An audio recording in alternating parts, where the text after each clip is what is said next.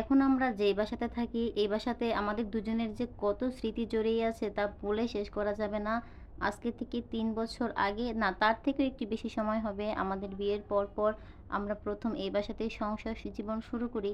তখন কিন্তু বাসা নিয়েছিলাম কয়েক মাসের জন্য, যে এরপর চেঞ্জ করে ফেলবো, হুটহাট করে বাসাটা নেওয়া।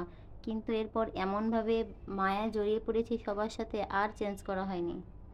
এখন এক প্রকারের বাধ্য হয়েই বাসাটা চেঞ্জ করতে হবে। কারণ আপুর ছেলেমেয়েরা বড় হয়েছে, ওদের নিজেদেরই রুম লাগে। কিছু তো করার নেই।